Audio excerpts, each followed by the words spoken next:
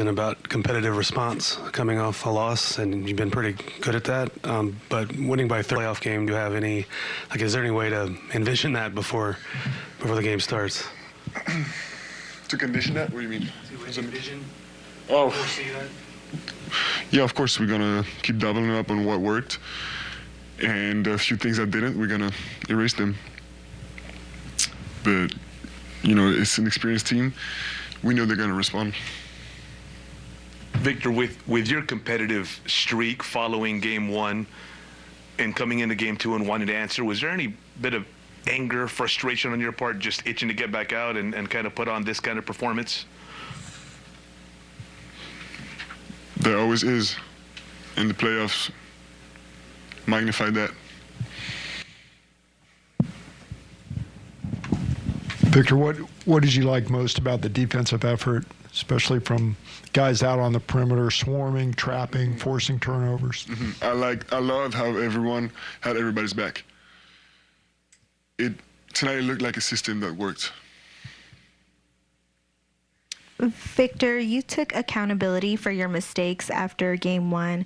What does it mean to you personally to see the group respond with this kind of win?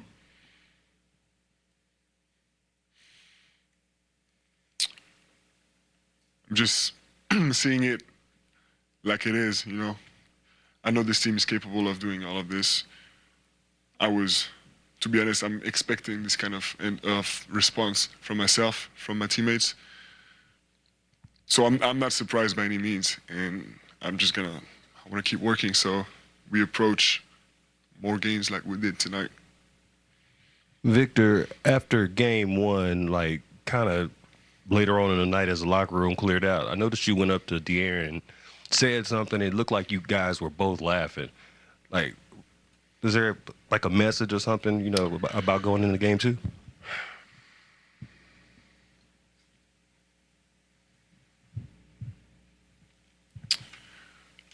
A message? I don't know. We send lots of message. As a team, we talk a lot. And whether it's for keeping everything tight or motivating, extra motivation to each other, it's always a bunch of dynamics going on. But we're always trying to keep the positivity. Victor, you and De'Aaron seem to communicate constantly, even like throughout the game.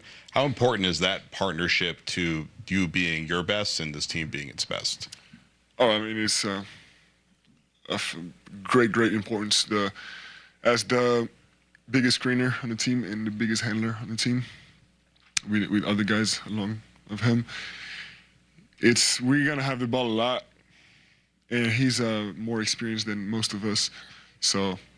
Yeah, we gotta keep communicating, and especially on the defensive side. Hey, Victor, you and De'Aaron, I think y'all scored the first 11 points of the game. Was that sort of in the flow of the game, or was that sort of scripted? Just trying to set the tone. Hey, Victor, what impresses you most about what Dylan is able to do on this stage for the first time? What's the most impressive for me, seeing him both during games and at practice. He does some crazy stuff at practice too. The way he controls his body, like his body awareness, whether it's on drives or on jumps or relocation in the air. And you can see that in a variety of actions, offensively, but also on rebounds and stuff, and on steals. It's quite impressive. I don't think it's something you can increase, you know. Anybody can increase that, but at this level, it's pure talent. Heading into game three, Victor, what's going to be key in keeping the same approach off a win as opposed to off a loss now? I mean, you said it, trying to keep the same approach, and we're going to watch film because, as Pop says, it's never when you win, you're never as good as you thought you were. And when you lose, you're never as bad, or rarely. So, obviously, stay humble and keep working. Victor, only 2 games into this series, it's already been pretty physical. There have been some tense moments, some near fisticuffs and whatnot. Do you think that works in your favor? Do you guys like that tension out there? I think it works in our favor.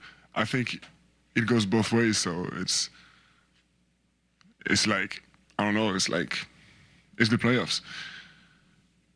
And so, yeah, but it's nothing dirty though. So it's good. It's good hoops. Victor, déjà juste pour revenir là-dessus, j'ai trouvé que So Victor Wembanyama finishes with 19 points in his 26 minutes on 7 of 15 shooting. The Spurs had 7 guys with double figures. Everybody on the roster scored except for Mason Plumlee, who only played 3 minutes. So I'm curious, you know, the slow start in game 1, he did have a bunch of blocks, but then as a team, they have this dominant win in game number 2. What did this performance tell you about the rest of the Spurs roster, see, around Wemby, who is sort of the lightning rod for their discussion? Yeah, well, no real surprise in my eyes to the depth that they have. You know, they're at San Antonio, OKC, one of 2 teams, 2 top teams for a reason in the Western Conference, and their depth is a large part of why they've been so successful this season.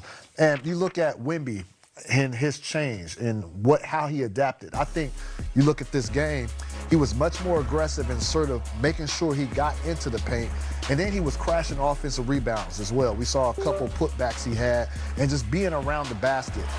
When Wemby gets in trouble offensively is when he's out too much on the perimeter against guys who could not only just move their feet, but they can be physical and make him take tough shots.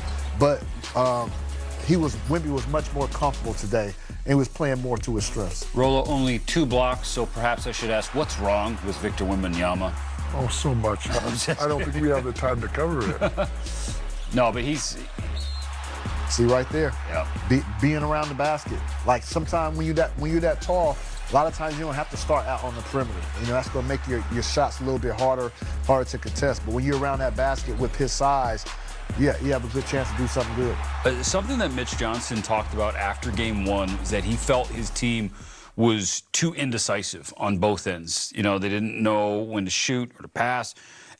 That question wasn't evident in game 2. They looked very decisive. Not at all. And that's not something that we've had to worry about with the Spurs team in the past. So, you know, credit to Minnesota for game 1. Well, I was really impressed with Wemby up on the podium was, even though they had a great night tonight, you know, he acknowledged it. You can't get too high, you can't get too excited after a game. You can't get too low after a game 1 loss. And Coach Finch was saying the exact same thing. You know, if it's a 1-point loss or a 40-point loss, the series is still 1-1, still an even series. No question about it. All right, we got to take a break here on the Association postgame. When we come back, plenty more reaction from Game 2 in San Antonio. We're going to listen in on what Julius Randle had to say, as well as Spurs head coach Mitch Johnson. That's next.